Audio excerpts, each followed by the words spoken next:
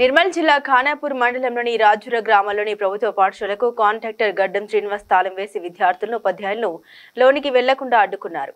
BRS ప్రభుత్వంలో మన ఊరు మనబడిలో భాగంగా 40 లక్షల రూపాయలు పెట్టుబడి పెట్టి పాఠశాల పూర్తి మరమ్మతులు, ఫ్యాన్లు, ట్యూబ్ లైట్లు పూర్తి మరమ్మతులు చేసి అప్పుల పాలయ్యామని తెలిపారు.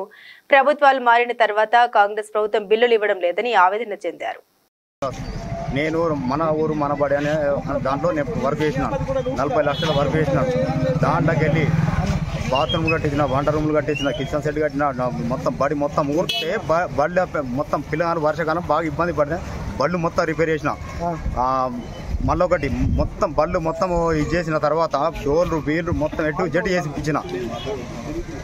100 ట్యూబ్ లైట్లు, 300 LED బల్బులు, స్తంభు, హ్యాండ్ వాషింగ్, డైనింగ్ హాలు, బాత్రూములు, కిచెన్ షెడ్డు,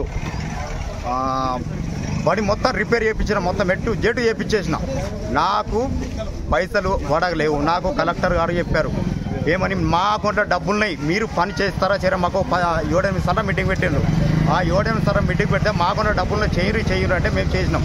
ట్రాక్టర్లు అమ్ముడు పోయినాయి, ఎడ్లు అమ్ముడు పోయినాయి, బళ్ళు అమ్ముడు పోయినాయి, 2 గొడ్లు అమ్ముడు పోయినాయి. నా తాట ఏం లేకుంటే మా పిల్లగాళ్ళు స్కూల్కి పంపిద్దామంటే స్కూల్కి బట్టలు కదా, మా తాట డబ్బులు లేవు.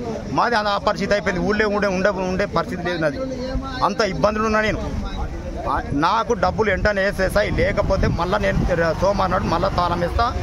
ఏం చేసినా పర్వాలేదు, నాకు డబ్బులు వచ్చాక నేను వదిలిపెట్టా. నేను సచ్చేదానిక సిద్ధం. నేను ఇప్పుడు మన పెంబి ఎస్ఐ వచ్చి నేను మీకు డబ్బులు ఇప్పిస్తా. నేను చెప్పి మీరు లేదా సార్ డిఓ సార్ దగ్గరికి తీసుకపోతా, మీకు డబ్బులు ఇచ్చేటట్టు చేస్తా.